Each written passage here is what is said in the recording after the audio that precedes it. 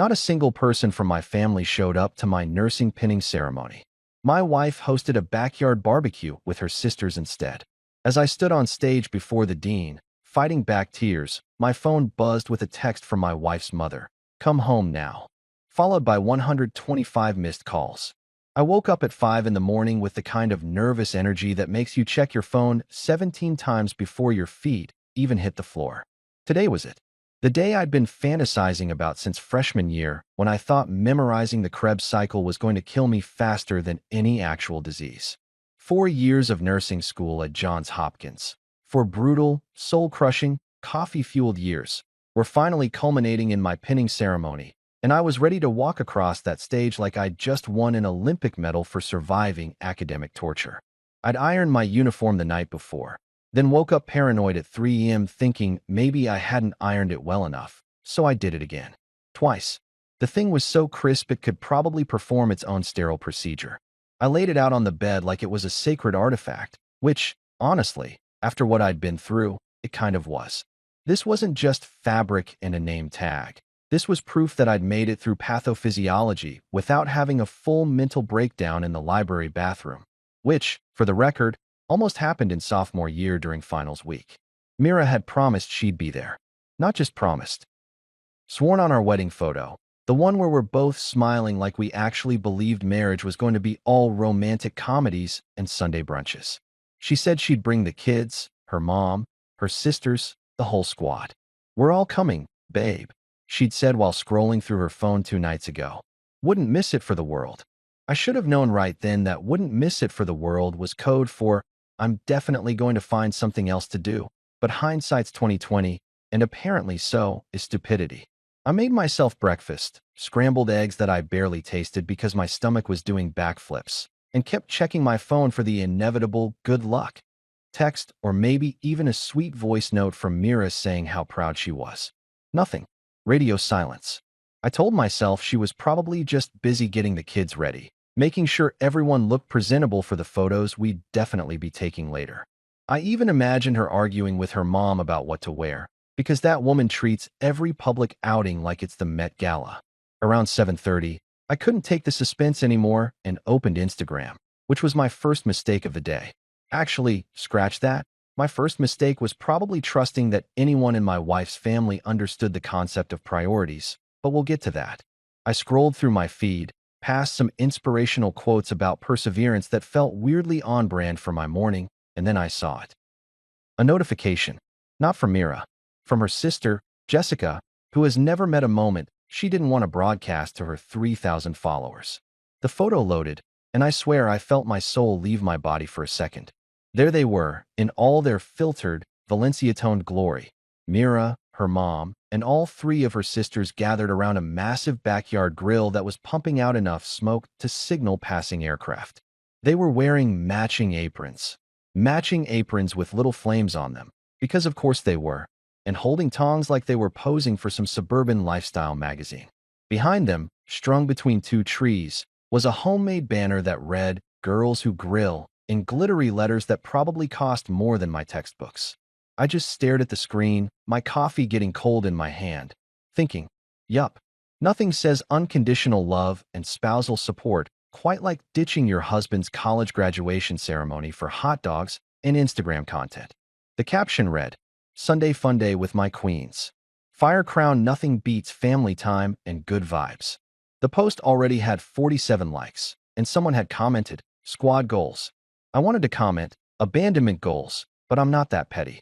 Yet, I sat there for a solid 5 minutes, just staring at that photo, trying to process the sheer audacity. This wasn't some last-minute emergency or unexpected crisis. This was a planned event. They'd coordinated outfits. They'd made a banner. Someone had gone to the store and bought enough meat to feed a small militia. And not once, not during the shopping, the planning, or the goddamn banner making, did anyone think, hey, maybe we should check if Aaron has anything important happening today. You know, Aaron, the guy who's been studying his ass off for 4 years and is about to achieve something actually meaningful. But no, the grill won. The grill always wins in this family. I thought about calling Mira right then, but what was I going to say? "Hey honey, Just wondering why you're at a barbecue when you're supposed to be watching me receive the recognition I've been working towards since 2021. That would just start a fight, and I didn't have time for a fight. I had a ceremony to attend, alone, apparently, but still. So I did what any rational person would do. I put my phone on silent, finished getting dressed, and headed out the door with whatever dignity I had left, which wasn't much, but it was mine. The ceremony was at 10, held in the university's main auditorium, which was packed with families who actually showed up for their graduates. I found my assigned seat and sat down next to an empty chair that might as well have had a sign on it saying, "Reserved for people who care." Around me, everyone was taking photos, hugging, crying happy tears. One guy's entire extended family was there, including what looked like his 90-year-old grandmother who'd probably fought in a war and still made it to support him. Meanwhile, I was solo, trying to look like I'd intentionally come alone because I was independent and self-sufficient, not because my wife preferred propane and Instagram likes over me. The dean started calling names in alphabetical order, which meant I had to sit through about 40 other graduates walking across that stage with their proud families clapping and cheering. Each one felt like a tiny knife to the chest. Finally, I heard it. Mr. Aaron Blake, Bachelor of Nursing, Johns Hopkins University. I stood up, straightened my uniform one last time, and walked toward the stage with my head held high, even though inside I felt like I was walking through quicksand. As I climbed the steps, I heard some polite applause from strangers who probably felt bad for the guy, who clearly had nobody there. The dean shook my hand, smiled that professional smile she'd perfected over decades of academic ceremonies, and pinned the nursing pin to my uniform. It felt lighter than I'd expected, this tiny piece of metal that represented everything I'd sacrificed. I wanted to feel proud, triumphant, vindicated. Instead, I just felt empty. Then my phone buzzed in my pocket. Then again, and again. I couldn't check it until I got back to my seat, but I could feel it vibrating like it was having a seizure. When I finally pulled it out, my screen was lit up like a Christmas tree. A text from Myra's mother. "Come home now." Not "congratulations." Not "sorry we missed it." Just a command, like I was a dog who'd wandered too far from the yard. Then another message. Then another. I scrolled through my notifications. 125 missed calls. 125. I hadn't even received my official certificate yet, hadn't even processed what just happened, and somehow I was already in trouble. Somehow, on the day I finally achieved something I'd been working toward for 4 years, I was the bad guy. I sat there holding my phone, listening to the dean continue calling names, and I started laughing. Not a happy laugh. A laugh that comes from somewhere dark and resigned, the kind that makes people around you uncomfortable. The woman next to me looked concerned and whispered, "You okay, honey?" I nodded and lied. "Yeah, just emotional." Because what was I supposed to say? My wife chose a barbecue over me, and now I'm apparently in the doghouse for graduating. Welcome to my life, where even your victories somehow become your fault. I drove home still wearing my uniform, the nursing pin sitting crooked on my chest, because the only person who'd hugged me after the ceremony was the dean, and she'd accidentally knocked it sideways with her enthusiastic pat on the shoulder. She'd said, "Congratulations, Mr. Blake. You should be very proud," with genuine warmth in her eyes, probably because she could tell I was about 30 seconds away from having an existential crisis in the middle of the auditorium. I'd smiled, thanked her, and walked out of there with my diploma folder tucked under my arm, like it was a participation trophy from a sport I'd never wanted to play. The drive back felt longer than it should have.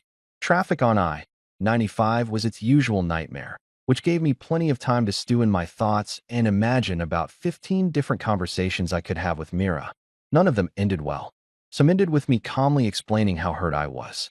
Others ended with me dramatically throwing the barbecue grill into the street while shouting something about priorities. By the time I pulled into our driveway, I'd mentally rehearsed so many scenarios that I felt like I'd already lived through the argument and lost every single version. The first thing I noticed was the noise. Our house, our supposedly peaceful suburban home where we'd raised 2 kids and planted a garden that never grew anything except disappointment, sounded like a county fair had exploded in the backyard. Music was blasting from the Bluetooth speaker I'd bought last Christmas, the one Mira had said we needed for family gatherings. Apparently, family gatherings was code for parties that exclude you. I could hear kids screaming in that specific frequency that makes your temples throb, and underneath it all was the unmistakable sound of adult laughter, the kind that comes after the third beer, when everyone's pretending life is just one big joke. I sat in my car for a minute, hands still on the steering wheel, and seriously considered just driving away. Maybe I could go to a Denny's, order some mediocre pancakes, and pretend I was celebrating my achievement like a normal person whose family actually gave a damn. But no, I'd come this far. I needed to see this train wreck up close. I walked through the front door and was immediately hit with the smell of charcoal, grilled meat, and betrayal.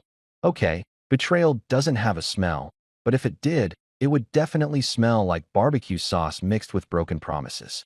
The living room looked like a tornado had torn through it. Empty chip bags on the couch, red Solo cups everywhere, and someone had left a half-eaten burger on top of the TV stand. Classy. I followed the chaos to the backyard, where I found the entire production in full swing.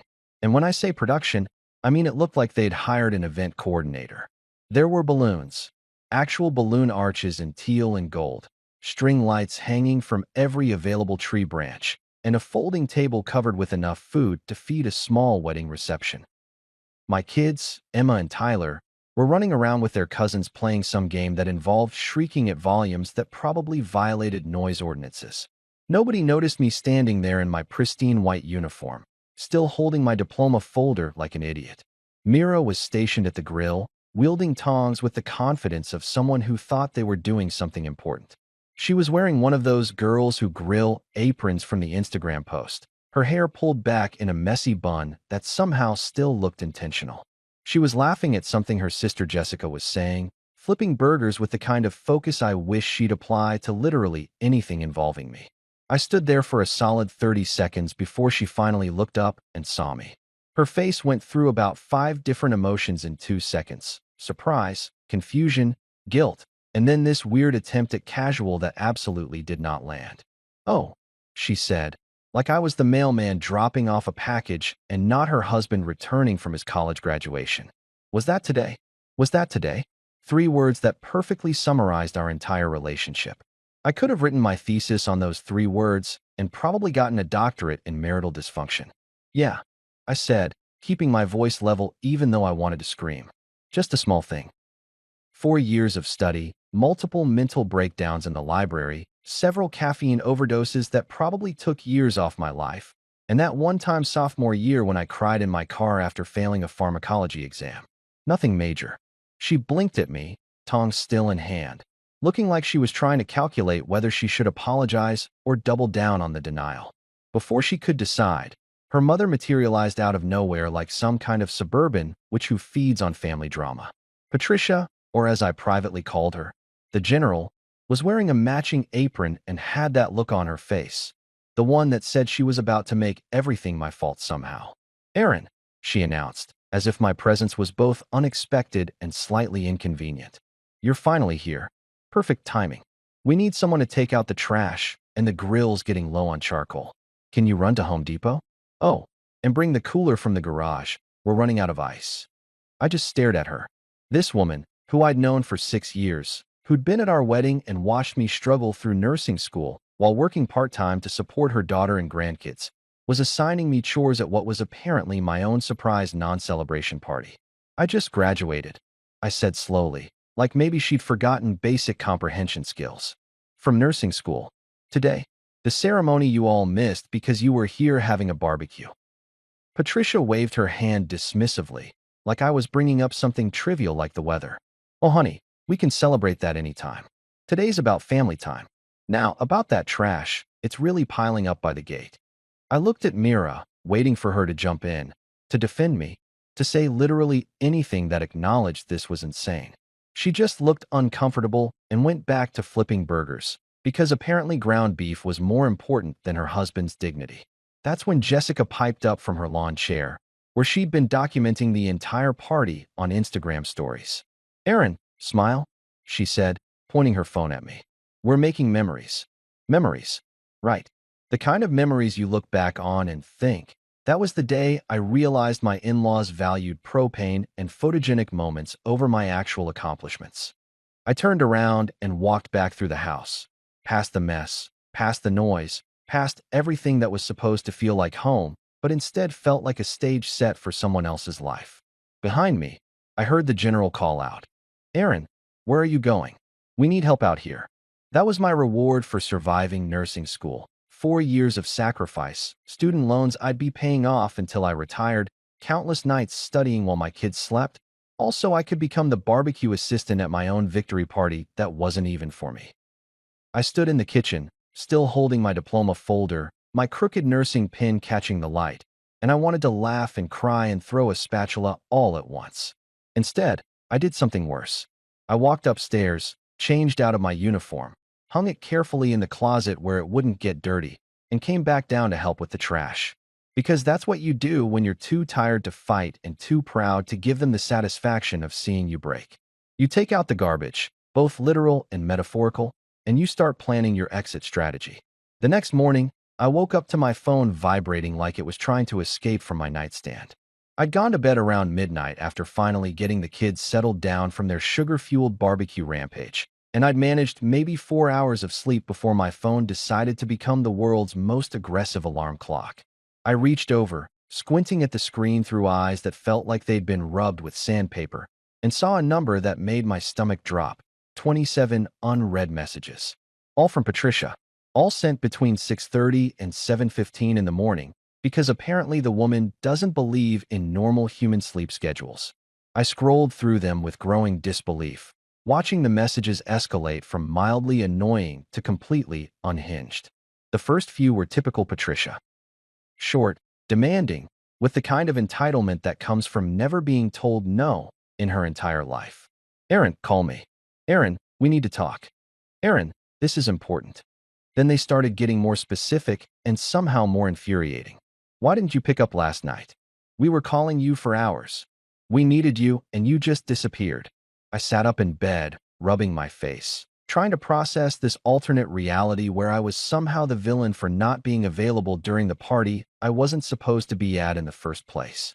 Mira was still asleep next to me, curled up under the comforter like she didn't have a care in the world, which I guess she didn't because in her universe, missing your husband's graduation was just a minor scheduling conflict, like double booking a hair appointment. I was about to put my phone down and maybe reconsider my life choices when it rang. Patricia, of course. I stared at her name flashing on the screen and seriously debated letting it go to voicemail, but I knew that would just result in another 27 messages and possibly a welfare check from the police because this woman was nothing if not persistent. "Hello," I answered, trying to sound more awake than I felt. Finally, Patricia's voice came through the speaker like a bullhorn. "Aaron, where were you last night? We were trying to reach you for hours. The meat delivery guy showed up late, and we needed someone to handle it. And you were just gone." I blinked, trying to process what she'd just said. I was upstairs, in my house, the house where I live, the house where the party you threw without telling me was happening. "Don't be dramatic," she said, using that tone she reserves for when she's about to make something my fault. "We needed you to help with the delivery. The man was very rude about payment, and we had to sort it out ourselves." "You had to sort out payment," I repeated slowly. "For a party I didn't know about, celebrating nothing related to me, while I was upstairs recovering from attending my own graduation ceremony alone." There was a pause, and I could hear her breathing on the other end like she was physically restraining herself from lecturing me about respect or family values or whatever topic she'd chosen for today's guilt trip. Before she could respond, Mira stirred next to me, finally waking up from her peaceful slumber in a world where consequences didn't exist. She reached for her phone, scrolled for a second, then turned to me with this casual expression that made me want to throw my pillow across the room, like she was asking me to pass the salt. "The meat supplier said your card declined when we tried to pay for the ribs last night. Can you transfer more money to my account? We still owe them like $400. I stared at her. Just stared. My brain had officially short-circuited. "I'm sorry, what?" She sat up, pushing her hair back, looking mildly annoyed that I wasn't immediately jumping to solve this problem. "The ribs. For the barbecue. Your card declined, so we had to use Mom's card, but she needs to be reimbursed. Can you just transfer the money today?" "Let me get this straight," I said, keeping my voice deadly calm. "You threw a barbecue instead of coming to my nursing school graduation ceremony, the ceremony marking the end of 4 years of work, and you charged it to my card. Mira shrugged, actually shrugged, like this was the most reasonable thing in the world. It's family, Aaron. We celebrate together. Everyone was there, my sisters, my cousins, even George from next door. It was important. George from next door. I repeated. George, who I've spoken to maybe 3 times in 2 years, was more important than my graduation. You're being dramatic again, she said, echoing her mother's favorite phrase. It was just one day. We can celebrate your nursing thing whenever. My nursing thing. 4 years of my life, reduced to a thing that could be rescheduled like a dentist appointment. Patricia's voice crackled through the phone, which I'd apparently forgotten I was still holding. Aaron, are you still there? About that payment. I put the phone on speaker because at this point, I needed both of them to hear what I was about to say. Let me make sure I understand the situation correctly. You organized a barbecue, invited everyone except me, missed the most important academic achievement of my life, used my credit card to pay for it all, and now you're upset because I wasn't available to deal with your late meat delivery? Well, when you say it like that, you make it sound bad, Mira said, which might have been the most honest thing she'd said in months. It is bad, I said, my voice rising despite my best efforts to stay calm. It's objectively, measurably, astronomically bad. I could publish a case study on how bad this is. Patricia jumped back in, because God forbid I have a conversation with my wife without her mother's input. Aaron, stop being dramatic. It's just food. Family is more important than some ceremony. We needed to bond, and you should be grateful to have such strong women in your life who know how to bring people together. Grateful. She wanted me to be grateful. Grateful for being excluded, financially exploited, and emotionally disregarded. I started laughing, which probably sounded unhinged because both Mira and Patricia went quiet. You know what? I said, still laughing. You're absolutely right. It's just food. Just like the Last Supper was just food. And we all know how well that turned out. One guy got betrayed. Everyone else pretended they didn't see it coming, and the whole thing ended with someone getting crucified. So yeah, totally just food. Nothing symbolic there at all. That's sacrilegious, Patricia said, offended. That's accurate, I corrected. Now, about this money transfer, it's not happening. The card declined because I set a limit after the last 3 family celebrations that somehow ended up costing me a month's salary. You want to throw parties? Great. Use your own money. Myra's face went from annoyed to genuinely shocked. Aaron, you can't be serious. We owe them money. Then pay them, I said simply. With money you earned from your job. You know, that thing people do to fund their lifestyle choices. I hung up on Patricia, who was mid-sentence about respect and obligation. Then I got out of bed, grabbed my work bag, and headed for the door. Behind me, Mira was calling my name, but I was done. Done with being the family ATM, done with being treated like my accomplishments were inconvenient scheduling conflicts, done with pretending this was normal. I had a 12-hour shift starting in an hour, and honestly, dealing with hospital emergencies sounded way more appealing than dealing with whatever this family crisis was becoming. At least at work, when people needed me, they said thank you. I made it exactly 6 days before the other shoe dropped, which in retrospect was actually pretty impressive considering my wife's track record of financial decision-making. I was in the middle of my shift at Johns Hopkins, helping Mrs. Chun get comfortable after her hip replacement surgery, when my phone started buzzing in my scrub pocket. I ignored it the first 3 times because, you know, I was actually doing my job. The job I'd spent 4 years training for that apparently nobody in my family thought was important enough to acknowledge. But the phone kept going off with that specific insistence that usually means either someone died or someone's about to ask you for money. And in my family, those were roughly equal emergencies. I excused myself, told Mrs. Chun I'd be right back with her pain medication, and stepped into the hallway to check my phone. The caller ID said First National Bank, which immediately made my blood pressure spike because banks don't call you with good news. Banks call you when something's wrong, when someone's committed fraud, or when you're about to learn an expensive lesson about trusting people with your financial information. Mr. Blake, the voice on the other end was professionally cheerful in that way customer service reps are trained to be, like they're about to tell you your house is on fire, but want you to stay calm about it. This is Jennifer from First National Bank's Fraud Prevention Department. We're calling to confirm a transaction that was flagged by our system as unusual activity. My stomach dropped. What kind of transaction? We have a transfer request for $6,200 from your checking account to an account listed as Myra's Events and Decor LLC. The transfer was initiated this morning at 9:47 a.m. We're calling to verify that you authorized this transaction. I stood there in the hospital hallway, nurses and doctors walking past me, and I swear I felt my soul leave my body for the second time in a week. $6,200. To an account I'd never heard of. For a business I definitely didn't know existed. I absolutely did not authorize that, I said, trying to keep my voice down even though I wanted to scream into the phone. Can you tell me where the request came from?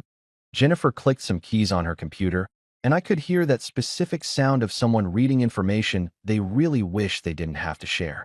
The request was made through your online banking portal using your existing login credentials. The IP address matches previous logins from your home address, so our system initially processed it as legitimate. My home address, which meant someone in my house, and I had a pretty good idea who had used the login information I'd given Mira years ago when we were actually communicating like normal married people and she needed to transfer money for groceries or pay a bill. That login I'd given her back when I still believed we were a team, before I realized I was just the financial sponsor of her family's lifestyle choices. That login was supposed to be for emergencies, I said, more to myself than to Jennifer. Not for funding whatever entrepreneurial disaster my wife has decided to pursue this week. I'm sorry, sir, Jennifer said, and she actually sounded sympathetic, which made me think she'd probably dealt with this kind of domestic financial drama before. Would you like us to block this transaction? Yes. Block it, cancel it, light it on fire, whatever you need to do. And Jennifer? I need to change every password, every security question, every possible way someone could access my account. Can we do that right now? Absolutely, Mr. Blake. Let me put you through to our security department. I spent the next 20 minutes in a supply closet because that's where I ended up for privacy, changing every single password on every single account I had. Bank accounts, credit cards, student loan portals, even my Netflix password, because at this point I didn't trust anyone in that house not to binge watch shows on my dime and somehow charge me for it. The security guy, whose name was Marcus and who definitely understood the assignment, helped me set up two-factor authentication, security alerts, and basically turn my financial accounts into Fort Knox. Just out of curiosity, Marcus said as we were finishing up, "Do you need to authorize anyone else on these accounts?" "A spouse, maybe."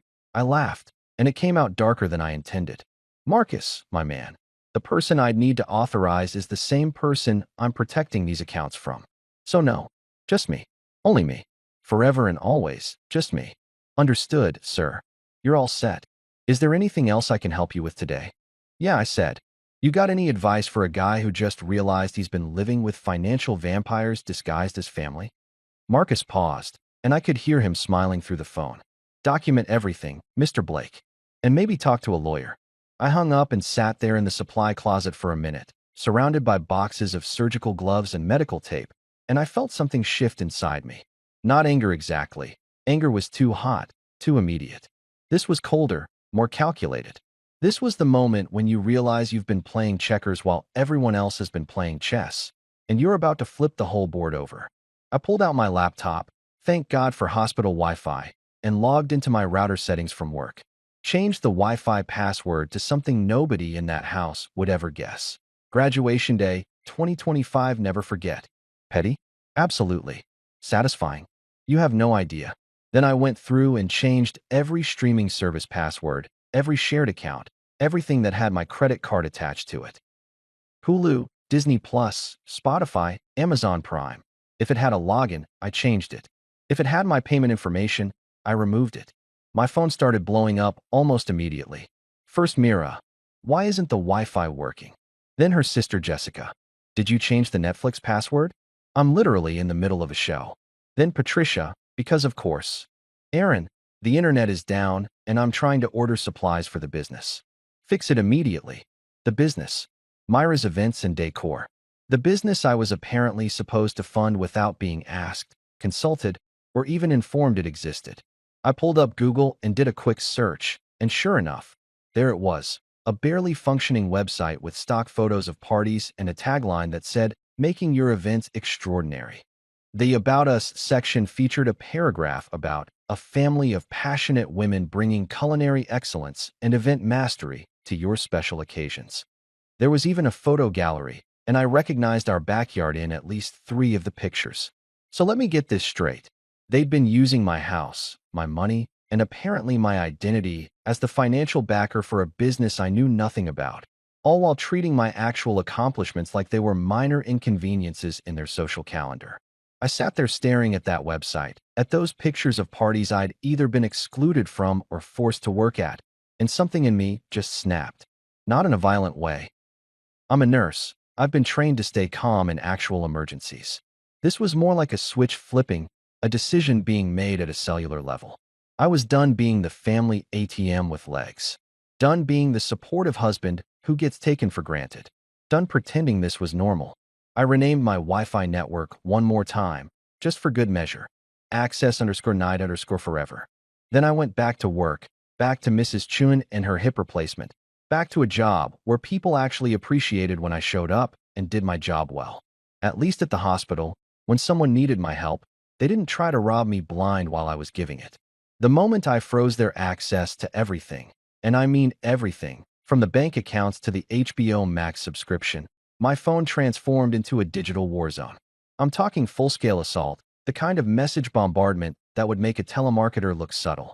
It started around 2 in the afternoon, right when I was helping Mr. Rodriguez with his post-surgical breathing exercises, and by the time I checked my phone during my break, I had 63 unread messages, 17 missed calls, and what I can only describe as a manifesto of entitlement spread across multiple text threads. Mira led the charge with a series of messages that escalated from confused to angry to full-blown apocalyptic in the span of about 15 minutes. Why would you do this? Came first, like she genuinely couldn't comprehend why someone might be upset about attempted financial fraud. Then, Aaron, this is childish. We need to talk like adults, which was rich coming from someone who tried to steal $6,000 without asking.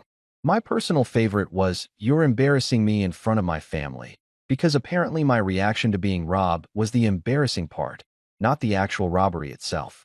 Jessica jumped in next with her trademark dramatic flair, sending me a voice memo, an actual voice memo, like we were living in 2015, where she went on for 3 solid minutes about how I was tearing the family apart and destroying the sisterhood they'd built.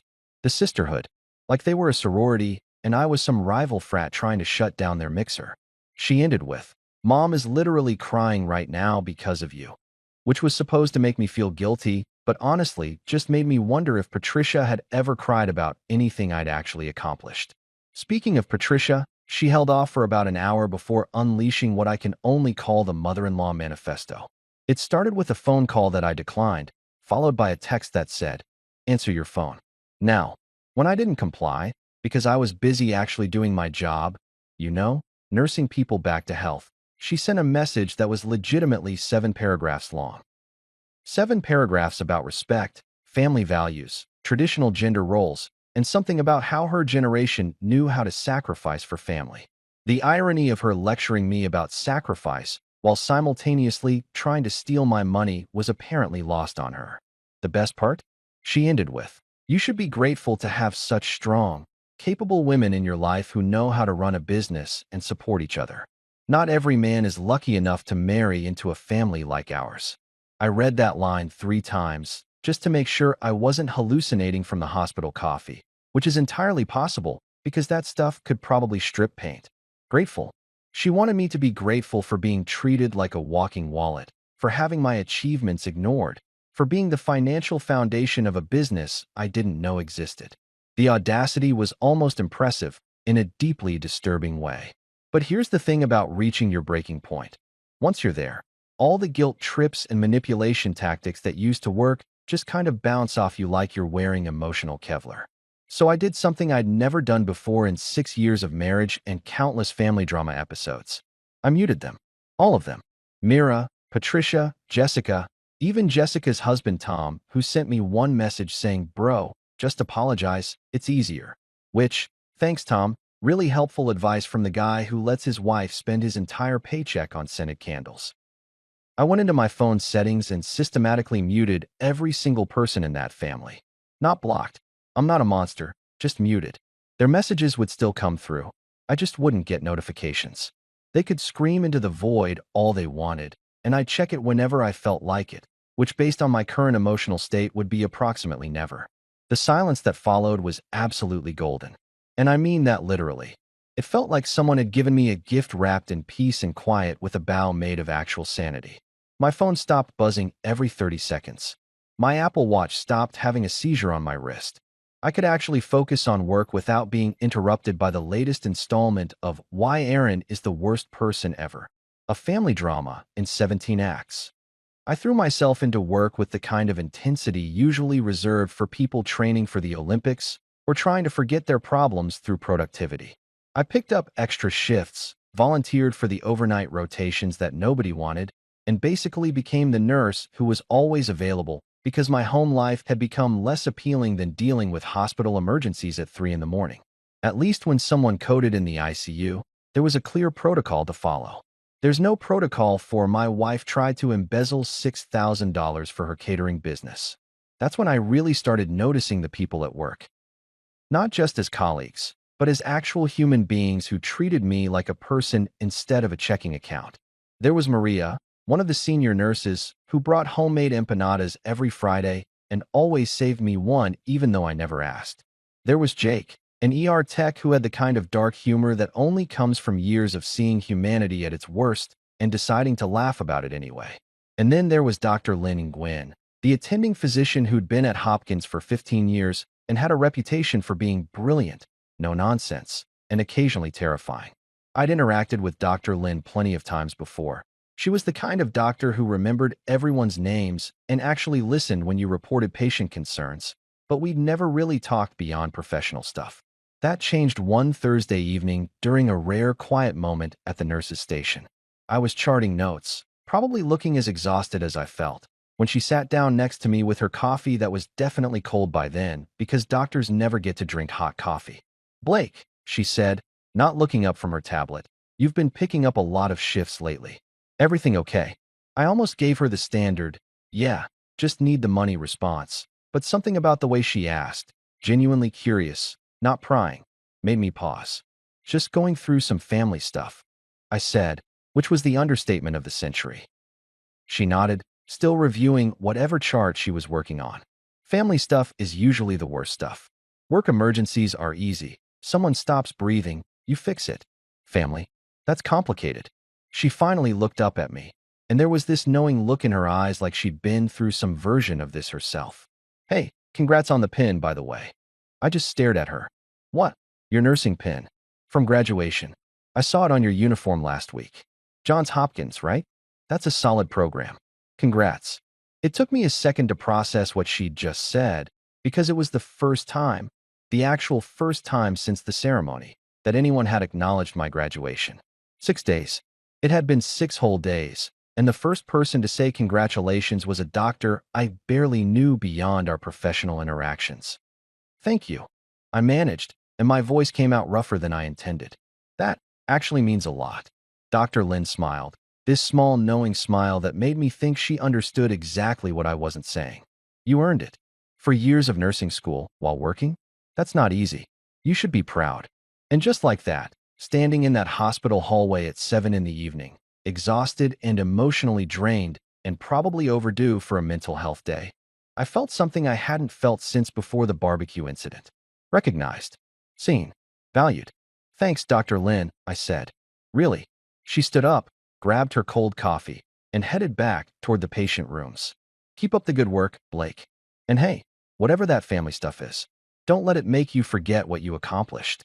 I sat there for a minute after she left, just staring at my phone, which was still blissfully silent, and thinking about how messed up it was that a colleague I'd known for a few months had shown me more support than my wife and her entire family combined. That night, I checked my muted messages.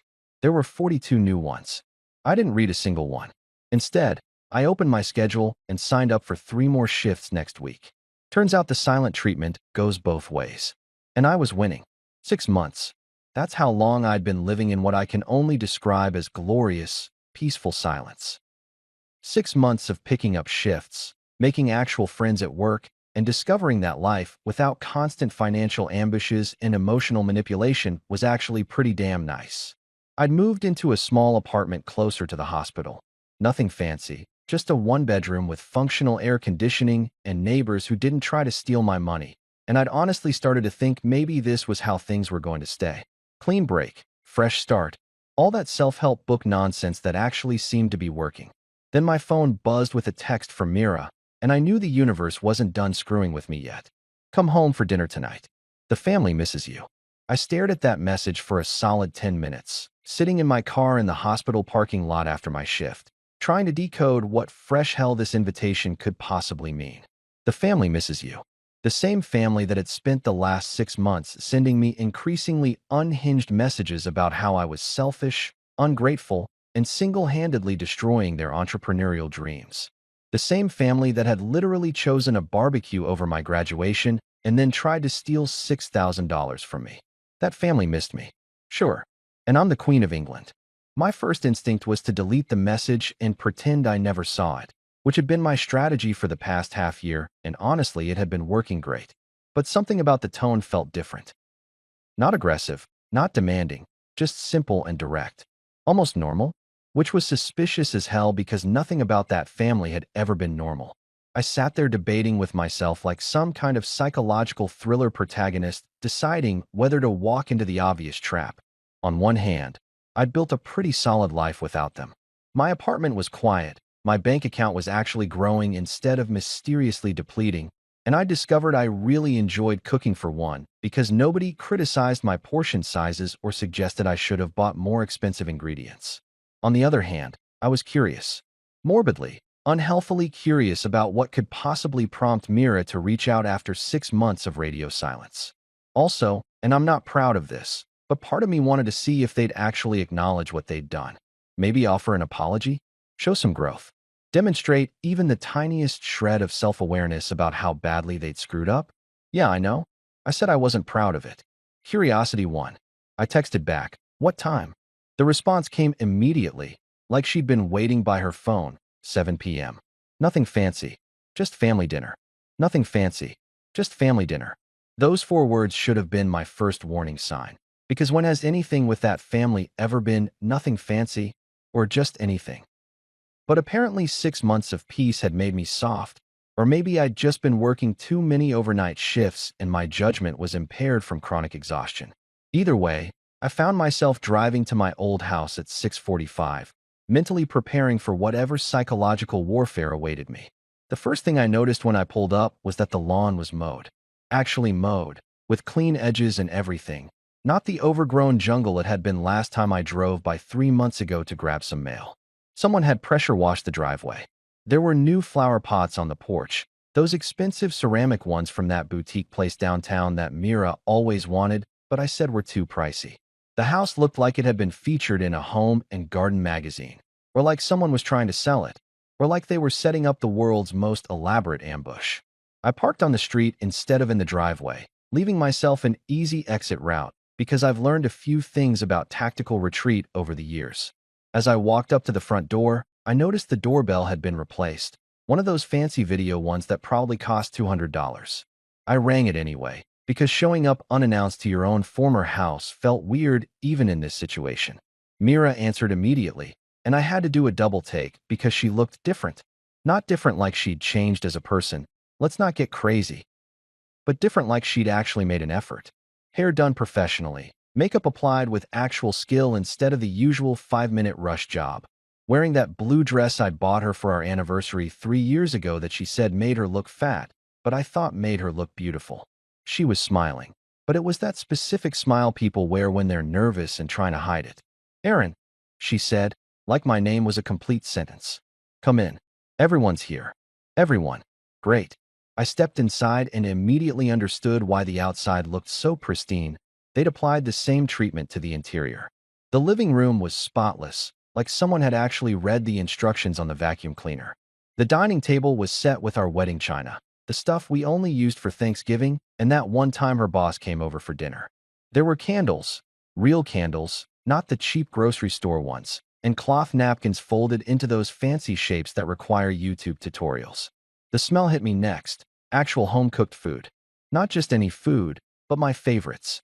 I could identify pot roast, garlic mashed potatoes, and unless my nose was lying, someone had made my mom's recipe for green bean casserole, the one I'd taught Mira how to make during our first year of marriage when we were still pretending we were going to be one of those couples who cooked together. Patricia emerged from the kitchen wearing an apron that said, "World's Best Mom," which felt like propaganda, but I kept my mouth shut. She was carrying a serving dish and actually smiled at me. Not the fake smile she used when she wanted something, but what looked like an attempt at genuine warmth. "Erin, so glad you could make it. Dinner's almost ready." Jessica and her husband Tom were sitting on the couch, and Jessica actually waved instead of immediately launching into some dramatic monologue. Tom gave me a nod that seemed almost apologetic, which was the most personality I'd ever seen from the guy. Then I noticed George from next door, sitting in my old armchair like he belonged there, holding a beer and grinning at me with that dopey expression he always wore when he'd wandered into a situation he didn't fully understand. "Hey, Erin," George called out, raising his beer. "Great to see you, buddy. Quite the spread they've got going here." I just stood there in the doorway, taking in this entire scene. The pristine house, the fancy dinner, the suspiciously pleasant attitudes, and George the neighbor who I'd spoken to maybe 5 times in 2 years now apparently part of the family dinner. Everything about this screamed setup. This wasn't a casual family dinner. This was a production, a carefully staged performance designed to accomplish something. Nobody in that family cooked a 3-course meal with wedding china and decorative napkins unless they had an agenda. Nobody pressure-washed the driveway and bought expensive flower pots just because they missed someone. Mira touched my arm gently, her smile still in place. "Come sit down. We have a lot to catch up on." I looked at her, then at Patricia in the kitchen, then at the elaborate dinner setup, then back at Mira. "What's going on?" "Nothing," she said too quickly. "Can't a family just have dinner together?" "Sure," I said, walking toward the dining room but staying alert. "Families do that all the time. Usually without staging it like a Broadway production. But hey, what do I know?" I sat down at the table, and everyone started gathering around, passing dishes and making small talk like we were the freaking Brady Bunch and the last 6 months hadn't happened. George kept grinning like he'd won the lottery just by being invited to dinner. Something was definitely up. And knowing this family, I was about to find out exactly how expensive their agenda was going to be. Dinner started innocently enough, if you could call anything involving Patricia innocent. We passed dishes around the table like we were filming a commercial for Family Values, everyone smiling and making safe conversation about the weather, traffic, and other topics that didn't involve theft or abandonment. George was telling some long story about his new lawn mower that absolutely nobody cared about, but we all nodded along because apparently that's what we were doing now, pretending everything was normal. I took a bite of the pot roast, and damn it, it was actually good. Like, legitimately delicious, cooked perfectly with that fall-apart tenderness that takes hours to achieve. Someone had put in real effort here, which made me even more suspicious because effort from this family usually came with a price tag attached. The mashed potatoes were creamy, the green bean casserole tasted exactly like my mom's recipe, and even the dinner rolls were those fancy ones from the bakery that cost $8 for a half dozen. Mira kept refilling my water glass, asking if I wanted more of this or that, and being attentive in a way she hadn't been since approximately 2019. Jessica was actually asking me questions about work, genuine questions, not the usual, "That's nice, honey" responses she'd give before immediately changing the subject to something about her social media following. Even Patricia was being weirdly pleasant, complimenting me on how healthy I looked and saying she'd heard wonderful things about my work at the hospital from someone she knew who knew someone. It was all very Stepford Wives, and I was waiting for someone to crack and reveal the robot underneath. We made it through the main course and halfway through dessert, homemade apple pie with vanilla ice cream, because of course they'd gone all out, before the other shoe finally dropped. I'd been counting down in my head, actually taking bets with myself about when the real reason for this dinner would emerge. I'd guessed right after dessert was served. I was off by about 5 minutes. Mira cleared her throat in that specific way people do when they're about to say something rehearsed. She glanced at Patricia, who gave her this little encouraging nod, and I swear I saw Jessica pull out her phone to either record this or live tweet it. I couldn't tell which. "So, Erin," Mira started, setting down her fork and folding her hands on the table like she was in a business meeting. Honey, Mom and I have been working on something really exciting these past few months. Something that could really change things for our family. Here we go. I thought, taking another bite of pie, because if I was going to sit through a pitch for whatever disaster they'd cooked up, I was at least going to enjoy the food. We're starting a catering business. Patricia jumped in, unable to contain her enthusiasm. It's called Flame Queens. We've been planning it for months, developing recipes, researching the market, building our brand identity. We've even got a logo designed. Jessica held up her phone, showing me what looked like a logo designed in Microsoft Paint by someone who'd had 3 margaritas and access to clip art. It featured flames and a crown and what might have been a spatula or possibly a scepter. I honestly couldn't tell. That's something, I said diplomatically, which in Aaron speak meant, that's absolutely terrible, but I'm trying not to start a fight before I hear the whole pitch. We've done our research, Mira continued, pulling out an actual folder, a physical folder with printed documents, which meant they'd put some effort into this presentation. The catering industry in Baltimore is booming. There's huge demand for authentic, family-style cooking at events. We've already got interest from 3 potential clients who saw our Instagram posts. 3 whole clients, I said, nodding. That's definitely enough to base an entire business on. I'm sure no market research or business planning is necessary beyond Instagram likes. Patricia shot me a look but maintained her smile. We know it's a risk, Aaron, but all businesses start somewhere. Your skepticism is noted, but we really believe in this. Great, I said. I'm happy for you. Really. Following your dreams, taking chances, all that inspirational poster stuff. So what's the timeline? When are you planning to launch? Mira exchanged another glance with her mother, and I knew we were approaching the actual point of this dinner. Well, that's the thing. We've got everything ready, the recipes tested, the business plan written, the social media presence established. We just need a little seed money to get started. For equipment, initial inventory, licensing fees, that sort of thing. How much is a little? I asked, though I already knew this was going to be bad. Patricia leaned forward, putting on what I assumed she thought was her serious businesswoman face. $50,000. That's our initial investment need. It sounds like a lot, but when you break down the costs, professional-grade equipment, a commercial kitchen rental, insurance, marketing budget, initial ingredient inventory, it's actually quite reasonable. I actually laughed.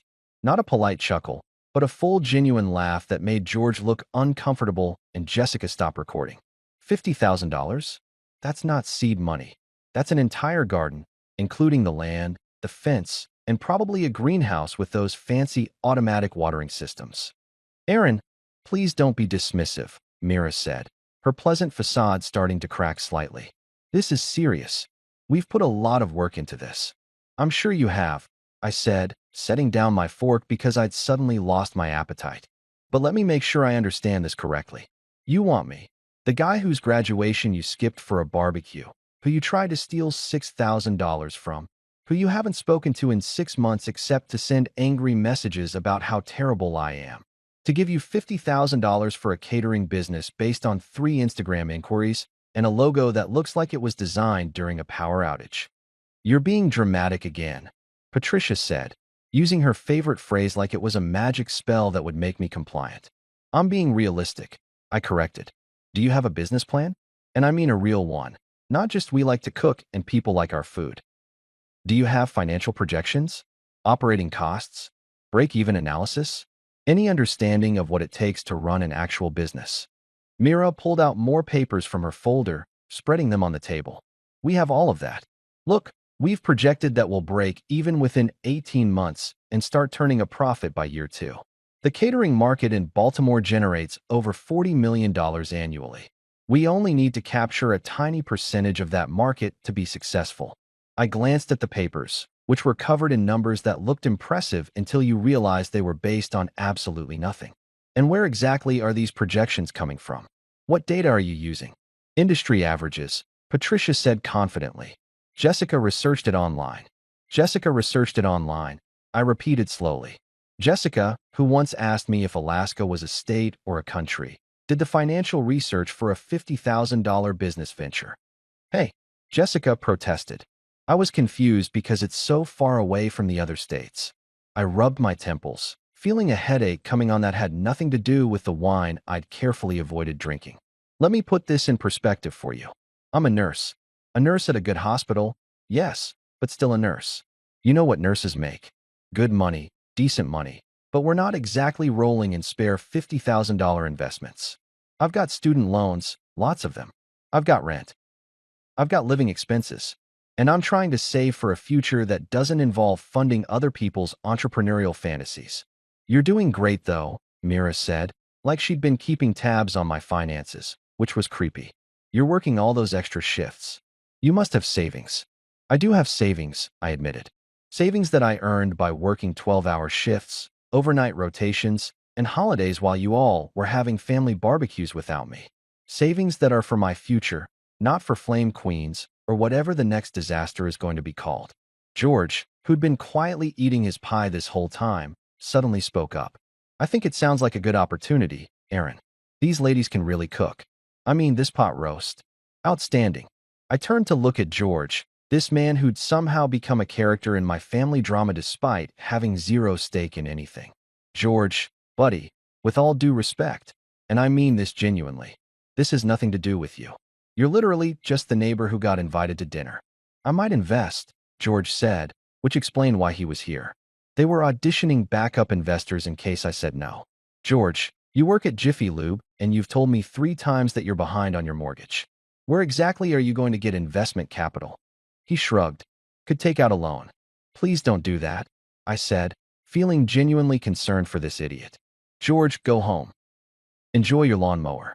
Don't get involved in this. Patricia stood up, her patience apparently exhausted. Aaron, this is a real opportunity. We're not asking for a handout. We're offering you a partnership. You'd get equity in the business. Returns on your investment. This could be huge for all of us. I stood up too, grabbing my jacket from the back of the chair. You know what?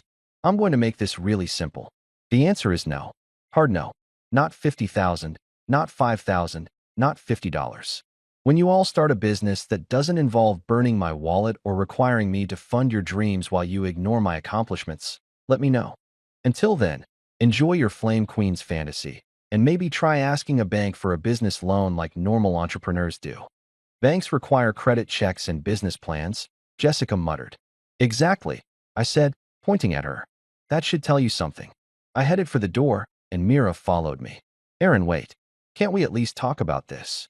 I turned to look at her. This woman I'd married 6 years ago when we were both different people with different dreams. Mira, you missed my graduation for a barbecue. You tried to steal money from me. And now you want me to fund your business after 6 months of silence?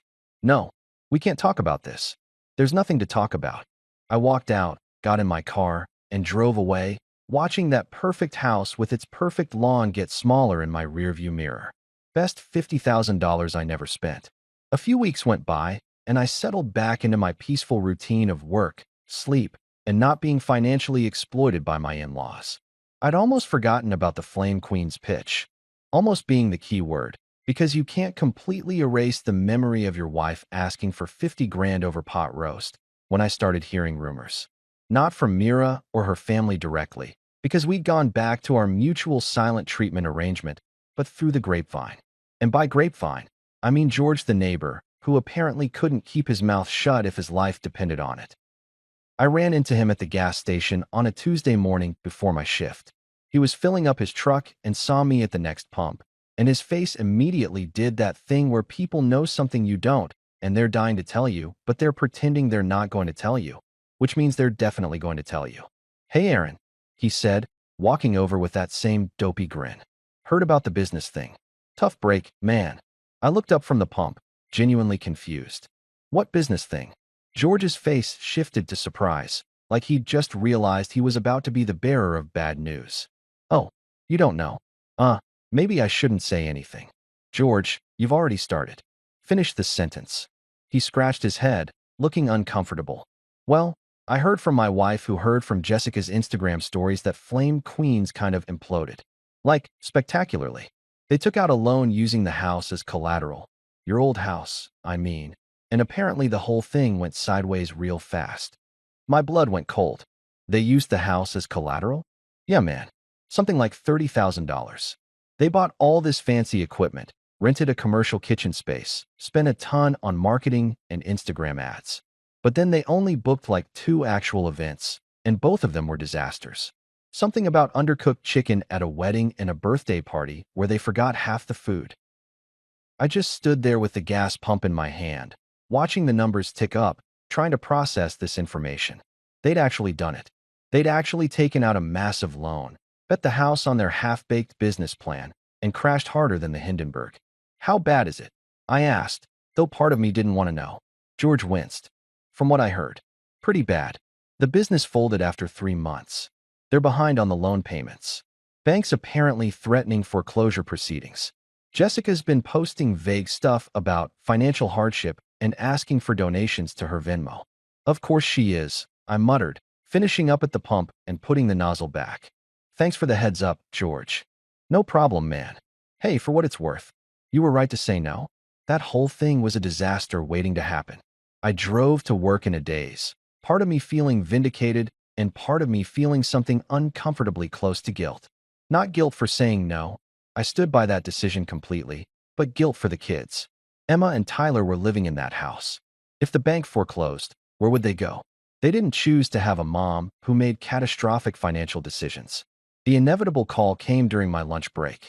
I was sitting in the hospital cafeteria, eating a sad sandwich and scrolling through my phone, when I saw Patricia's name flash on the screen. I almost didn't answer, but morbid curiosity got the better of me. Aaron. Her voice sounded wrecked, like she'd been crying or screaming or possibly both. We need to talk. I'm listening. It's all gone. The business, the money, everything. The bank is threatening to take the house. We're going to lose everything, and this is your fault. I actually laughed, which probably wasn't the right response, but come on. My fault. Patricia, I explicitly told you not to do this. I said no. You went ahead and did it anyway, and now you're blaming me? You should have helped us. You should have invested when we asked. If you'd been a supportive husband and son-in-law, none of this would have happened. We could have made it work with proper funding. You got $30,000, I said, keeping my voice level. You got a loan from a bank, bought equipment, rented space. You had funding.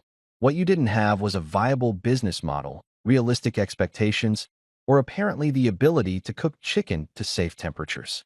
How dare you? No, Patricia. How dare you? How dare you call me after months of silence, after trying to steal from me, after missing every important moment in my life, and tell me this is my fault? You made your choices. You rolled the dice on Flame Queens. You lost. That's not on me. We're family. Family doesn't treat each other like ATMs, I said. Family shows up for graduations. Family doesn't commit fraud. Ma'am, the only thing I'm guilty of is trusting people who confused love with free catering and financial support. She started to respond, but I hung up.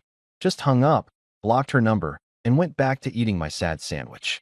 My phone buzzed with texts from Mira, from Jessica, probably from other family members I'd forgotten existed. I deleted them all without reading them and finished my lunch in peace. They'd made their bed. Now they could lie in it. Preferably in a bed they actually owned and hadn't used as collateral for a doomed catering venture. Work became my sanctuary, my church, the place where I actually mattered and people remembered I existed for reasons other than my bank account balance. I'd been pulling so many shifts that the hospital was basically my primary residence and my apartment was just that place I occasionally visited to shower and change scrubs. The other nurses started calling me the permanent resident, which was both a medical joke and an accurate assessment of my life choices. I didn't mind, honestly. At work, things made sense. Someone needed help, you helped them. Someone was in pain, you managed it. Someone coded, you ran the code. There was protocol, procedure, a clear chain of command. Nobody asked me for $50,000 between chest compressions or tried to steal my credit card information while I was administering medications. It was refreshingly transactional in the best possible way. I did my job well, people appreciated it, everyone went home. Well, patients went home. I just went to the next shift. I was at the nurse's station around 2 in the afternoon on a Thursday, charting notes for Mr. Patterson, who'd just had his gallbladder removed and was convinced the surgery had given him psychic powers, which happens more often than you'd think with anesthesia, when Dr. Lin appeared next to me with 2 cups of coffee. Real coffee, not the hospital sludge that could probably clean engines, but actual Starbucks with my name spelled completely wrong on the cup. Blake, she said, handing me the cup that said Aaron on it. Got a minute? For coffee that doesn't taste like despair? I've got 5 minutes. She smiled and gestured toward the small conference room we used for family meetings and occasionally for staff to hide from particularly difficult patients. We sat down at the table, and I noticed she had that look on her face. The one doctors get when they're about to say something important, but they're trying to figure out how to phrase it so you don't panic. So, she started, wrapping her hands around her coffee cup. I've been wanting to talk to you about something. Your performance here has been exceptional, and I don't say that lightly. I've worked with a lot of nurses over the years, and you've got something special. I took a sip of coffee, waiting for the other shoe to drop, because compliments in my life were usually followed by requests for money or explanations of why I was somehow the villain. Your patients adore you, Dr. Lin continued. I've had at least 6 different people specifically request you for their care. Mrs. Chen still talks about you every time she comes in for follow-ups. Mr. Rodriguez sent a letter to the hospital board praising your bedside manner. That almost never happens. They're good patients, I said, deflecting because I genuinely didn't know how to accept compliments anymore without analyzing them for hidden agendas. They're regular patients with a really good nurse, she corrected. Which brings me to why I wanted to talk to you. You're being considered for the Excellence in Nursing Award. It's given out annually to one nurse who exemplifies outstanding patient care, professionalism, and dedication to the field. The committee reviews nominations, patient feedback, peer recommendations, the whole thing. And Aaron, you're a strong candidate. I just stared at her, coffee cup halfway to my mouth, brain trying to process what she'd just said. I'm sorry, what? The Excellence in Nursing Award, she repeated, smiling at my reaction. It comes with a plaque, recognition at the annual hospital gala, and a $5,000 bonus. But more importantly, it's genuine recognition of your work. You've earned this consideration. I laughed. Not because it was funny, but because the absurdity of my life had reached new heights. You mean the award for people whose wives throw parties without them and then try to start failed catering businesses? Dr. Lin's expression shifted to something softer, more understanding. No, the one for people who survive chaos and still show up. The one for people who could have let their personal disasters destroy their professional performance, but didn't. The one for nurses who remember that their patients matter even when everything else in their life is falling apart. That hit me. Actually hit me somewhere in my chest that I'd been keeping carefully protected since the barbecue incident. I set down my coffee cup because my hands were suddenly not as steady as they should be. For once, Dr. Lin said quietly, someone's seeing you, not as a wallet, not as backup, not as a supporting character in someone else's drama. As a person who's really good at their job and deserves to be recognized for it. I sat there for a moment, staring at this coffee cup with the wrong name on it, and I realized something. This was the first time in months, maybe years, that someone had acknowledged my worth without immediately following it up with a request. No, you're doing great. So can you loan me money? No, we're proud of you. Now come help with this thing that has nothing to do with you. Just pure, uncomplicated recognition. I don't know what to say, I admitted. Say you'll keep doing what you're doing, Dr. Lin said, standing up. The committee makes their decision in about 3 weeks. But between you and me, I'm on that committee, and you've got my vote. She left, and I sat there in that conference room, holding my incorrectly labeled coffee, and I felt something I hadn't felt since before my graduation ceremony. Hope.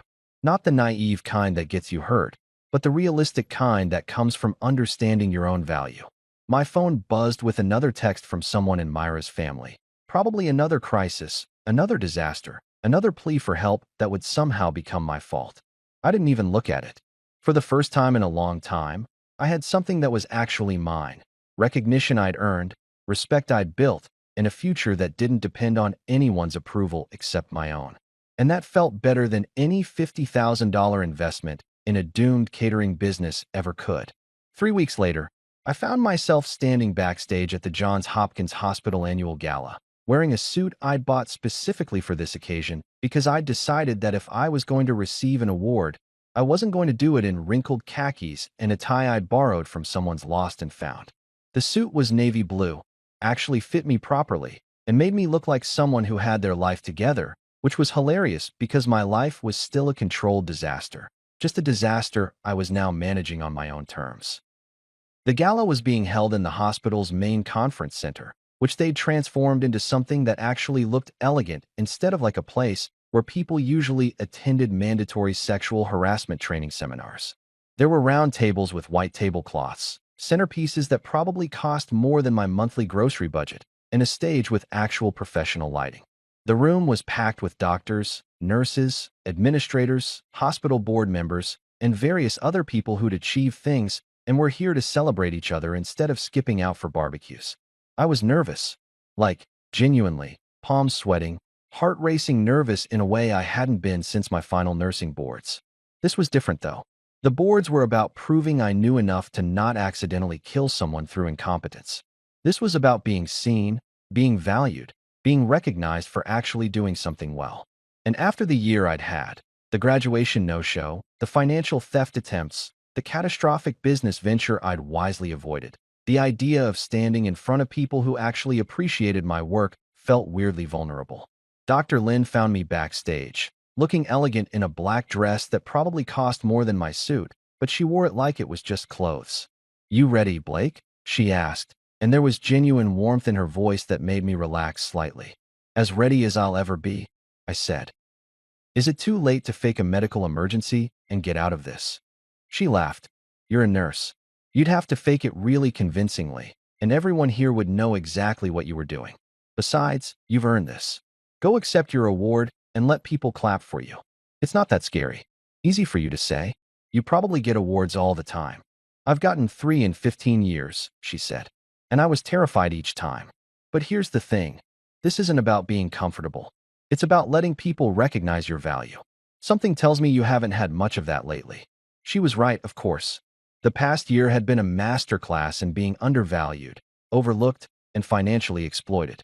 Standing on a stage and accepting recognition felt almost foreign, like I was playing a character in someone else's story instead of living my own life.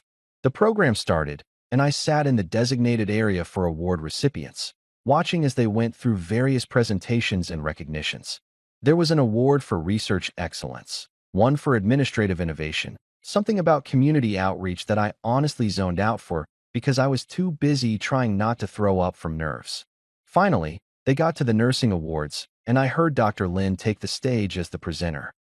"The Excellence in Nursing Award," she began, her voice clear and professional through the microphone, "recognizes a nurse who demonstrates exceptional patient care, unwavering dedication, and the kind of compassion that reminds us why we chose this profession in the first place. This year's recipient has gone above and beyond in every measurable way. His patients consistently praise his attentiveness, his ability to make them feel heard and cared for during their most vulnerable moments, and his skill in managing complex medical situations with both competence and kindness." I realized she was talking about me, and my brain kind of short-circuited for a second. Those were real things she was saying about actual work I'd done, not just generic award speech filler. "He's picked up extra shifts when we were short-staffed," Dr. Lin continued, "mentored new nurses with patience and expertise, and maintained a level of professionalism that sets the standard for our entire department. In a year where he faced significant personal challenges," she paused, and I saw her glance toward where I was sitting. "He never let those challenges affect the quality of care he provided to his patients. That kind of dedication is rare and deserves to be celebrated." She looked directly at me. "Aaron Blake, would you please join me on stage?" The applause started, and I stood up on legs that felt like they'd forgotten how to work properly. I walked toward the stage, and the sound of all those people clapping, actually clapping for me, for work I'd done, for value I'd created, felt surreal. I climbed the steps, shook Dr. Lin's hand, and accepted the plaque she handed me. It was heavy, made of wood and brass, with my name engraved on it and the words "Excellence in Nursing Award" in fancy script that probably required a special font license. I stood at the microphone, looking out at this room full of colleagues and strangers, and I had a moment of absolute clarity. These people were here. They'd shown up. They were clapping not because they wanted something from me, not because they were obligated to, but because they genuinely appreciated the work I'd done. It was such a simple thing, but after the year I'd had, it felt revolutionary. "Thank you," I started, my voice sounding more stable than I felt. I honestly didn't prepare a speech because part of me didn't believe this was actually happening, which probably says more about my self-esteem issues than I should admit in front of hospital administration. But here we are. A few people laughed, which helped me relax slightly. I became a nurse because I wanted to help people. I continued, finding my footing. That's the cliché answer everyone gives, but it's true. I wanted to do something that mattered, something that made a tangible difference in people's lives during their worst days. And this past year has tested that commitment in ways I didn't expect. Not because of the work, which I love, but because of everything happening outside of work that made me question whether anything I was doing actually mattered to anyone. I paused, looking down at the plaque in my hands. But then patients like Mrs. Chun would thank me for explaining her medication schedule in a way that made sense. Or Mr. Rodriguez would specifically request me for his follow-up appointments because he felt comfortable asking me questions. Or families would stop me in the hallway to say that having a nurse who actually listened made their loved one's hospital stay less terrifying. And I realized that matching doesn't require the approval of people who should care about you. It just requires showing up and doing the work with people who need you.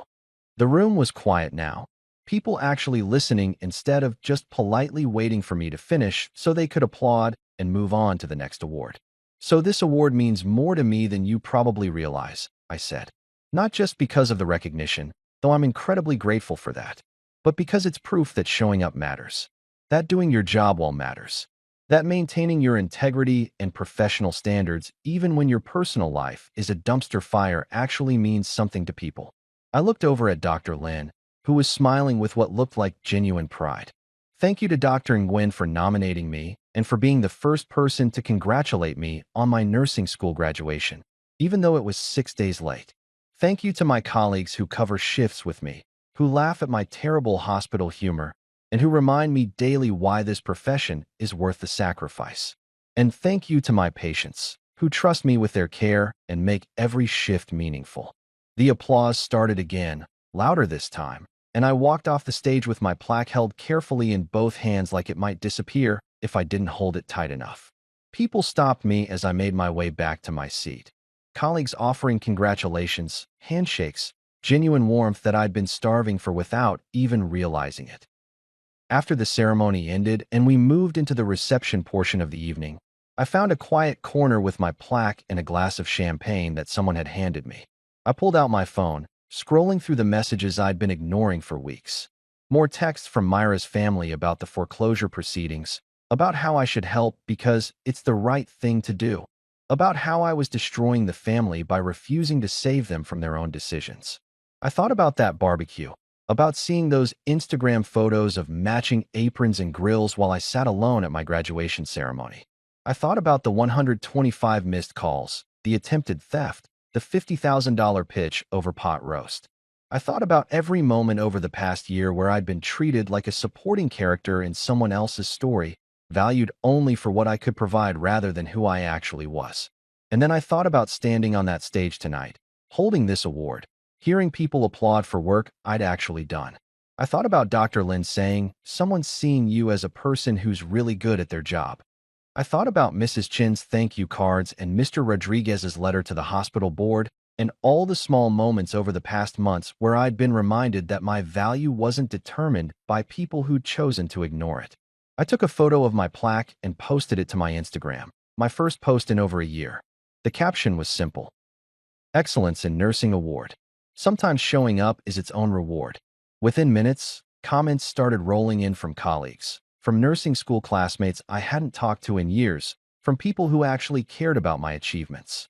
Nowhere in those comments did anyone suggest I should have used the award ceremony as an opportunity to fund someone's failed business venture or apologize for having boundaries. My phone buzzed with a text from an unknown number. I almost deleted it automatically, but something made me check it. It was George, the neighbor. Saw your award on Instagram. Congrats, man. That's really cool. Also, I didn't invest in Flame Queens. Talked to my wife after you told me not to, and she said you were right. Anyway, proud of you, buddy. I smiled, typing back a quick thanks. At least George had learned something from this mess. I looked around the reception, at people networking, laughing, celebrating each other's successes, and I realized something fundamental had shifted in me over the past year. I'd gone from desperately seeking approval from people who would never give it to understanding that the only approval I really needed was my own, and the recognition that came from people who actually saw my value. If Mira and her family hadn't skipped my nursing school graduation, I might still be chasing their approval, still funding their disasters, still believing that family meant sacrificing your own worth to support people who would never do the same for you. In a twisted way, that barbecue had been the best thing that could have happened to me, not because it felt good, because it absolutely didn't, but because it forced me to see the situation clearly for what it was. Family isn't who shows up to eat your food and spend your money. Family is who claps for your wins, who celebrates your achievements, who values you for who you are rather than what you can provide. And if the people you thought were family can't do that, then they're just people you happen to be related to, and you're allowed to build your own family from the people who actually show up. I finished my champagne, carefully packed my award in its presentation box, and headed out to my car. Tomorrow I had an early shift, and Mrs. Patterson was scheduled for discharge planning, which she'd probably turn into a 3-hour therapy session about her conspiracy theories regarding hospital food. But that was okay. That was my job, and I was apparently excellent at it. As I drove home, to my small apartment with its functional air conditioning and its lack of people trying to steal from me, I passed by my old house. The lights were on, and I could see shadows moving around inside. Part of me wondered how they were dealing with everything, if they'd managed to avoid foreclosure, if they'd learned anything from the Flame Queen's disaster. But mostly, I just kept driving. They'd made their choices. They'd rolled the dice on Instagram likes and designer aprons and the assumption that I'd always be there to bail them out. They'd lost, and I'd won, not by getting revenge or proving them wrong, but by simply building a life where my value wasn't up for debate, where my achievements were celebrated, and where the only grill I had to worry about was the occasional hospital barbecue fundraiser where nobody tried to charge me $6,000 for ribs. So here's what I learned from the day the grill won. Sometimes the worst thing that happens to you is actually the push you needed to stop accepting less than you deserve. Sometimes being excluded from the party is better than being invited just to work it. And sometimes the best revenge isn't revenge at all. It's just living well, doing good work, and letting people who actually appreciate you throw you a proper celebration. Family isn't who eats your food, it's who claps for your wins. And if your wife ever chooses ribs over your success, let her. Just make sure you're the one who gets the last laugh, preferably with a promotion, a prestigious award, and way better barbecue elsewhere.